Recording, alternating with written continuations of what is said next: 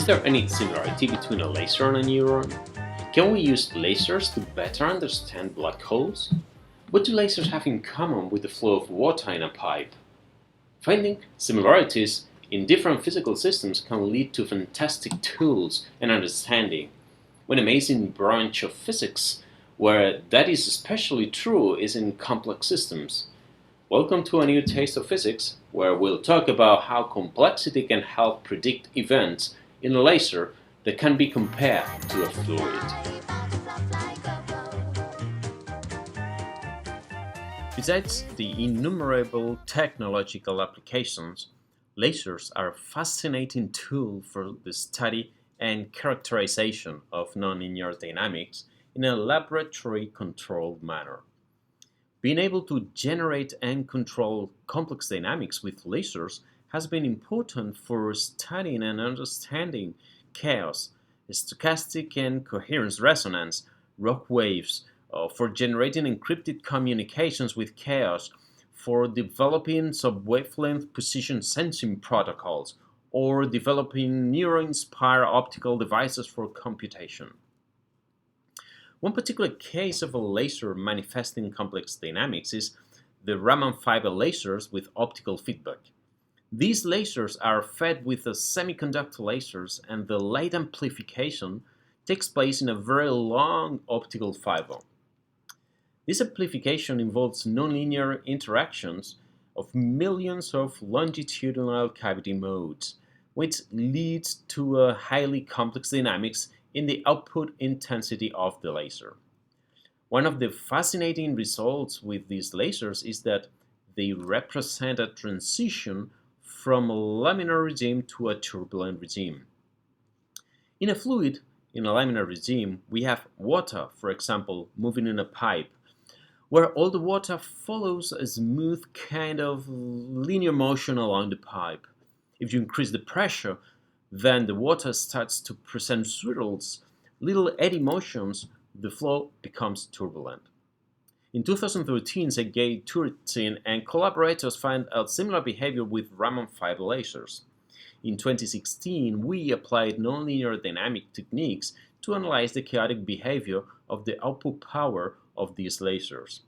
We found that these lasers execute some preferred intensity temporal patterns, and those patterns help to detect a laminar to turbulent transition as the pump power of the laser was increased.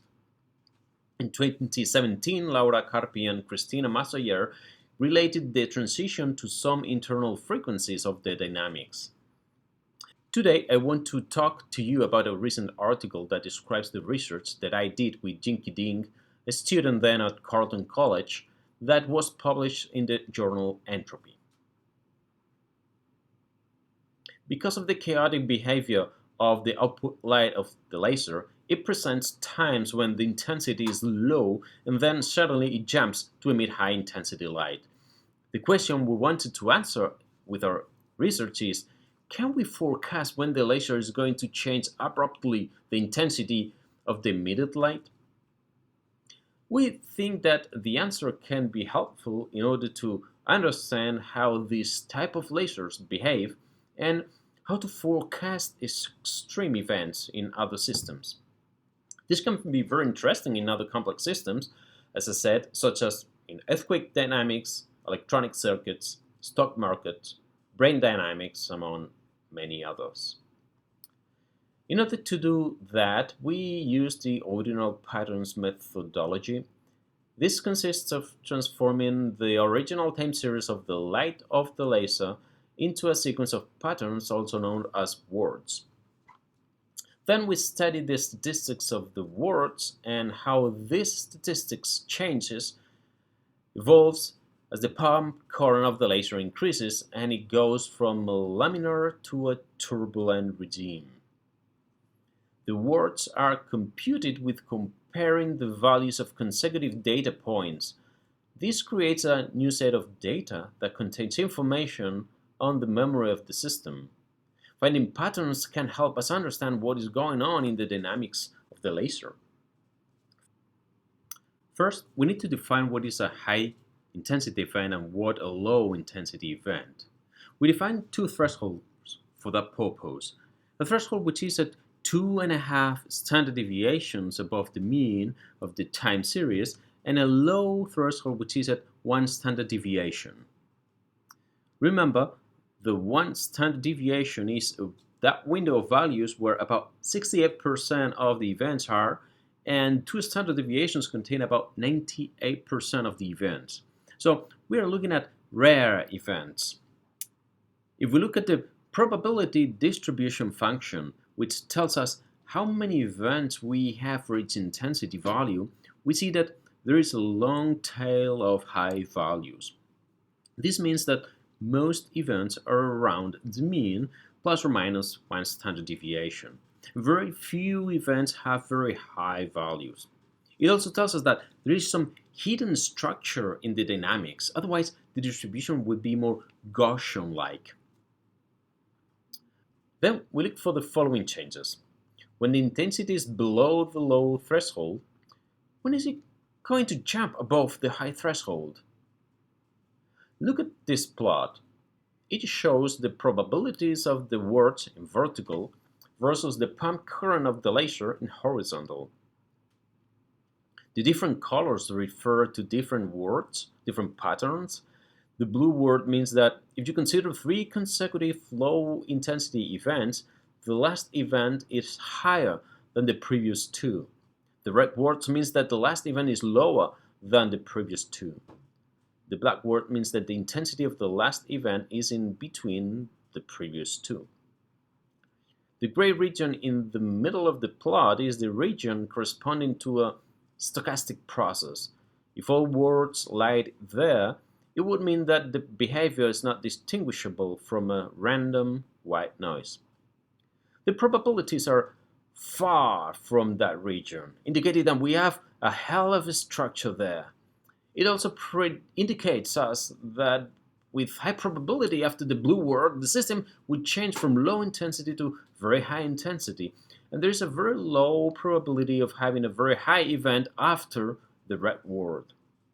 Also, because the transition from laminar to turbulent is about 0.95 watts, we see that the turbulent regime is better for forecasting. There's more structure there than in the laminar regime. The more complex dynamics of the turbulent regime facilitates the appearance of structures in the dynamics that can help identify sharp changes from low intensity to high intensity events.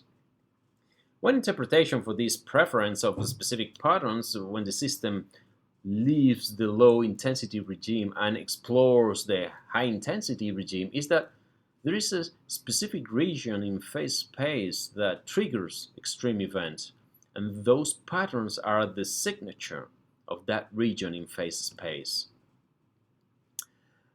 The phase space is an imaginary space described by the parameters of the system. This space can be multi-dimensional, even with infinite dimensions.